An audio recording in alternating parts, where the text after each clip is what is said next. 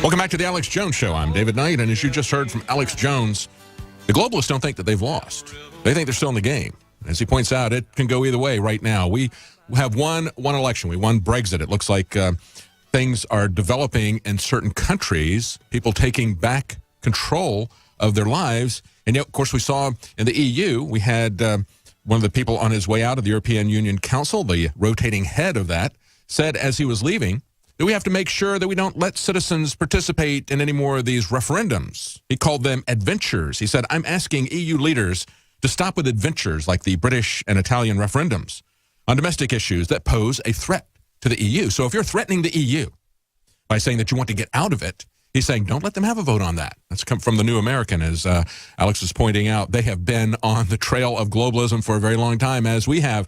And we understand what he's really saying here. And we've seen this happen before. We've seen the European Union take out an elected president in Greece and put in a Goldman Sachs banker. And it was Nigel Farage who called him on it and said, who are you to override the will of the people in the place where democracy started? And we're going to look at what's going on with guaranteed income, a universal basic income. This is something else that they're pushing. This is another issue that just got a start with an experiment in Finland. The first people, they're going to give 2,000 citizens a guaranteed income. I want to talk about that and how this all plays to the fact that the globalists are still working on the same plan they've been working on for a very long time. But quickly, I want to remind you that we have a sale, the 2017 Make Our Bodies Great Again initiative. And as we tell you all the time, there's a lot of toxic garbage in your food, your water, your air. That means that you're constantly under chemical siege at every level, things that are going to make you fat, things that are going to make you sick, things that are going to make you dumbed down. And so you need to make sure all the time that you are getting a base level of vital supplements and nutrients that your body needs to cope with not only the garbage that it's being hit with, but just the basic nutrition that it needs to rebuild itself, even if it wasn't under attack. And this time of year, when so many people are going out with a New Year's resolution that's great, so I'm going to get in better shape, a lot of people will go on some kind of a diet, and as part of that diet, they may expose themselves to even more toxins, or they may eliminate certain nutritional things that they need as they restrict their calories. So it's important, if you're going to do something like that, make sure you got your base covered with a vital nutrients that your body needs to keep going as you participate in that. So what we've done is we've given you 30% off. Let me give you some of the items that are 30% off. Brain Force, Super Male Vitality, Survival Shield X2, that's our nascent iodine. Those are all 30% off. And of course, Brain Force is one of my favorite supplements we have. I would call it Brain Focus. It's an excellent product. You can really feel it. It focuses your mind in a way that coffee or caffeine simply doesn't do. Some of the items that are 20% off. Secret 12, that's our vitamin B12 in a liquid format. Liver Shield, Knockout, that's our sleep aid, natural ingredients. And Prostagard, all those are 20% off at InfoWarsLife.com. And if you sign up for AutoShip, you not only get 10% off and guaranteed delivery on the things that you set up on your regularly scheduled auto ship, but if you set up a group of items on your regular shipment that is more than $50, you will also get free shipping as well as the 10% discount as well as the guaranteed delivery. So it's a great way to support your health and to support InfoWars, and we really do appreciate your support. Now, getting back to this news, not only is the EU saying, hey, guys, we need to stop giving people a say because they're making the wrong decisions. They're threatening us. They're threatening our political body because they don't like what we're doing. They say it's making them poorer. It's making them more dependent. And now they readily admit that. Yeah, the policies haven't worked out too well for a lot of the people, but, you know, they're more efficient for us, is what they're saying. And so when we look at this program that's coming out of Finland, and again, this is the first of the year, Finland kicked off a program for 2,000 citizens, said we're going to give them a guaranteed income. And this is being sold everywhere as a universal basic income. Remember, Switzerland had a referendum on this earlier this year, and they said, no thanks, we don't want that. The Swiss are still self-reliant enough, still independent enough, still wise enough to see what this is. This is an effort to make you dependent on the government. It was amazing to me to see Charles Murray, and of course, many of you may not remember who he is. I remember who he was because he was a very respected libertarian economist, and he's still around. He wrote a book called Losing Ground, and it was the basis for a lot of welfare reform during the Reagan administration. In that book, he made a very clear case that the welfare programs that have been put in place, that were put in there, they said, out of compassion for people, had actually made people more dependent, more passive on government. And, you know, it really made me sick to see that Charles Murray is now one of those people out there promoting universal basic income. He knows that welfare makes people dependent on the government. It makes them weak. And yet he's pushing it. Why? Because the next thing coming, folks, is not a wave of cheap immigration labor from another foreign country or from Central or South America. The next wave that is coming to attack us. And, of course, we have to address that. We have to understand that as Obama is bringing in 220 illegal alien children per day, as he's escalating the immigration towards the end of his regime, we have to understand that that is, I think they worked out the numbers, in just the state, in just Washington, D.C. area, that would be like 12 middle schools that he's adding each day. Who's going to pay for the schools? You are, in your property taxes. What's that mean? That means that you're going to be forced to live, just as Alex was talking about. This is Agenda 21, folks. You're going to be forced to live in a teeny tiny little 100 or 200 square foot box in a city, and you're not going to be able to get out because they're going to control the transportation. First of all, you won't own a car. If you own a car, you won't be allowed to drive on the roads because only their robot cars will be allowed to drive. You will be considered to be a safety hazard.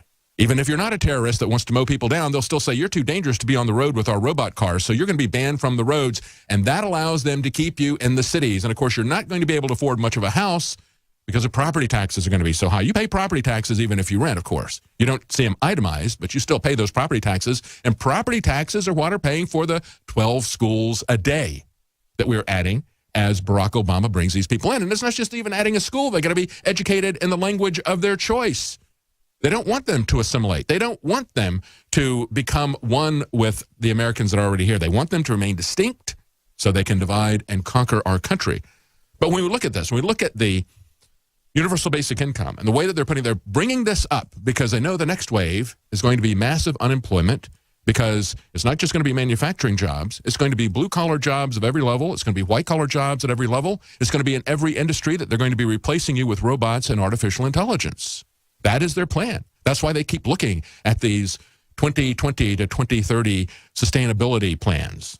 That's where this is all headed. And it is also a massive, oppressive tyranny that they're setting up. One of these articles that came out in the last couple of weeks was how Uber was accusing New York City of snooping on its own passengers. They said, hey, the New York City police are demanding that we turn over sensitive passenger information data, like where you're dropped off. And they want to piece together details of every trip you ever take. Where would they get that idea from? Well, it's just like I was talking about before, geospatial intelligence. The government wants to know everything that you're doing, and they're plugging it into an algorithm, and that algorithm is going to determine whether or not they think you are a risk. And nobody exemplifies this better than Uber themselves. It was just a couple of years ago. It was back in 2014, in November, as a matter of fact. There were some concerns because there had been some reported cases of rapes by Uber drivers, and so people were saying, hey, we need to look at the background checks on Uber drivers. And Uber got very upset. BuzzFeed reported back in November 2014 that at an off-the-record dinner, an Uber executive suggested that they dig up dirt on journalists. They said, hey, I can hire 5 or 6 guys and spend a couple $1 million and find out every bit of dirt on this journalist and destroy them personally.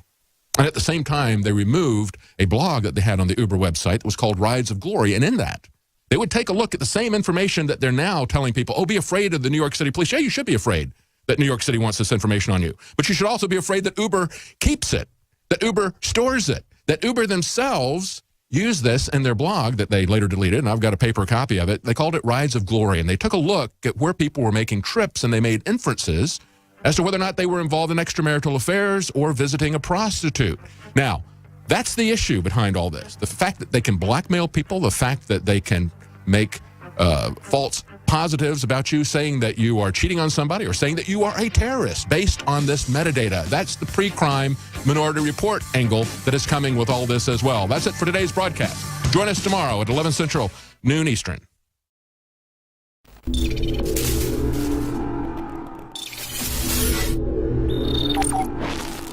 People have asked me for 20 years, Alex, why don't you have firearms and firearms accessory sponsors? And the answer is, it's a minefield. Well, in 2016, things changed. And Tennessee Arms, that is the founders, the inventors, the leaders, they defended it in court of the resin lowers with the brass inserts that in many cases go further than even aluminum or steel manufacturing. 30 to 60,000 rounds by third-party reviewers. This is the best system out there, and we're talking a third the price of leading competitors. This is how it works. You order, customize, or straight from the factory, however you want it. It is shipped on the next business day to you and your family, and a percentage of the profit goes to fund the defense of this republic. You cannot lose. You're funding the info war. You're getting the highest quality product, the most tested, the most durable, the most certified, the most believed in. You need to have this true piece of America ready in minutes.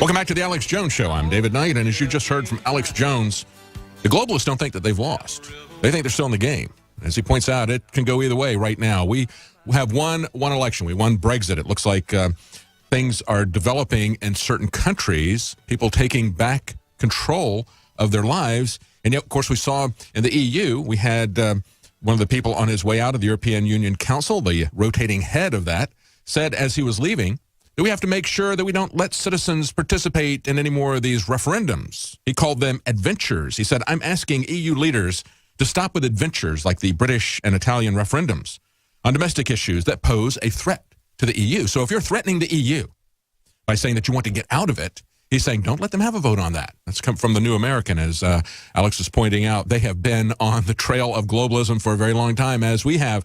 And we understand what he's really saying here. And we've seen this happen before. We've seen the European Union take out an elected president in Greece and put in a Goldman Sachs banker. And it was Nigel Farage who called him on it and said, who are you to override the will of the people in the place where democracy started? And we're going to look at what's going on with guaranteed